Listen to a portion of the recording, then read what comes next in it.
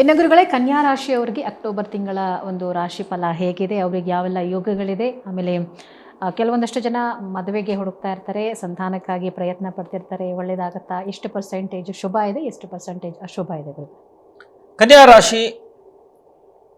ಕನ್ಯಾ ರಾಶಿಯಲ್ಲಿ ಸೂರ್ಯ ಇದ್ದಾನೆ ಅಂತ.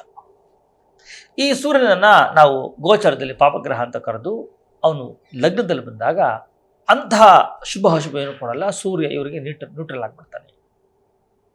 ಆ ಕನ್ಯಾ ರಾಶಿಯವರಿಗೆ 2ನೇ ಮನೆಯಲ್ಲಿ ಬುಧ ಮತ್ತೆ ಮಂಗಳ ಗ್ರಹ ಸಂಚಾರ ಆಗ್ತಾ ಇದ್ದಾರೆ.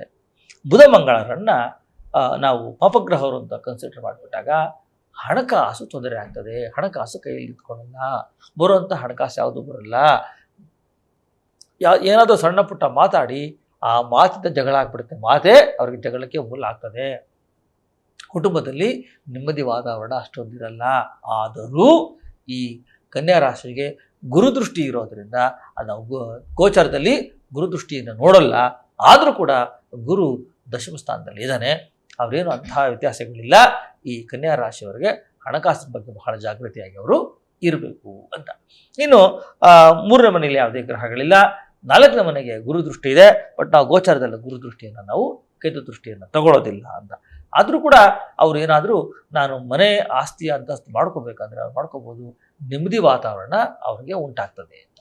ಇನ್ನು ಅದೇ ಕನ್ಯಾ ರಾಶಿಯವರಿಗೆ 5ನೇ ಮನೆಯಲ್ಲಿ ಯಾವುದೇ ಗ್ರಹ ಇಲ್ಲ. ಹಾಗಾಗಿ ಮಕ್ಕಳಿಗೇನು ಸಮಸ್ಯೆ ಬರಲ್ಲ. ಸೊ ಮಕ್ಕಳು ಚೆನ್ನಾಗಿ ಓದ್ತಾರೆ. ವಿದ್ಯಾರ್ಥಿಗಳಿಗೇನು ತಾಪತ್ರಗಳು ಬರಲ್ಲ. ಇನ್ನು 6ನೇ ಮನೆಯಲ್ಲಿ ರಾಹು ಇದೆ. ಯಾವಾಗ ಪಾಪಗ್ರಹಗಳು ಗೋಚರದಲ್ಲಿ 6ನೇ ಮನೆ ಸಂಚಾರ ಆಗ್ತಾರೋ ಆ ರಾಹು ಬಾಹುಬಲಂ ಅಂತ ಕರಿತೀವಿ. ಅವರು ಯಾವುದೇ ವಿಚಾರ ಕೈ ಹಾಕಿದಾಗ ಸಕಲ ಕಾರ್ಯಸಿದ್ಧಿ ಆಗ್ತದೆ. ಅವರು ಆರೋಗ್ಯದಲ್ಲಾಗಿರ್ಬೋದು, ಅನಂತರ ಅವ್ರು ಮಾಡ್ತಕ್ಕಂಥ ಕೆಲಸ ಕಾರ್ಯಗಳೇನಿದೆಯೋ ಎಲ್ಲವೂ ಸಿದ್ಧಿ ಆಗ್ಬಿಡುತ್ತೆ. ಕನ್ಯಾ ರಾಶಿಯವರಿಗೆ ರಾಹು ಅತ್ಯಂತ ಶುಭನಾಗಿರ್ತಾನೆ ಅಂತ. ರಾಹು ಅಂದರೆ ಕೆಲವು ದೃಷ್ಟಿ ಆಗಿರುತ್ತೆ, ಎಲ್ಲ ಸ್ಟ್ರಕ್ ಆಗಿಬಿಟ್ಟಿರುತ್ತೆ. ಒಂದು ಬಿಸ್ನೆಸ್ ಎಲ್ಲ ಸ್ಟ್ರಕ್ ಆಗಿಬಿಟ್ಟಿರುತ್ತೆ.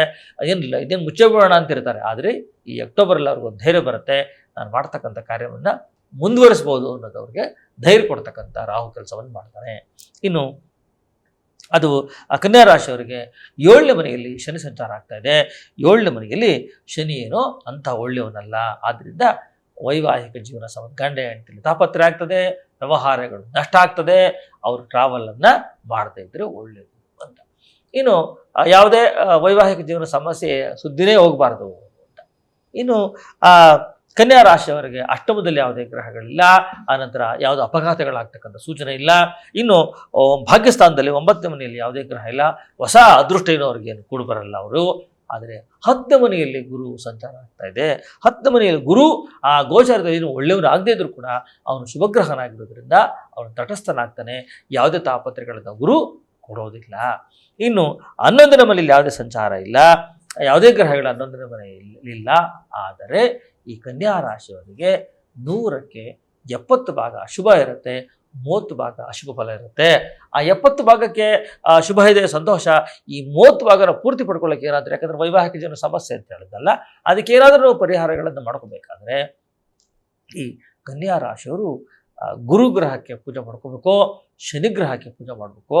ಸ್ಪೆಷಲ್ಲಾಗಿ ಸುಬ್ರಹ್ಮಣ್ಯನಿಗಾಗಲಿ ಅಥವಾ ನರಸಿಂಹಸ್ವಾಮಿಗಾಗಲಿ ಜೇನುತುಪ್ಪದ ಅಭಿಷೇಕವನ್ನು ಮಾಡಬೇಕು.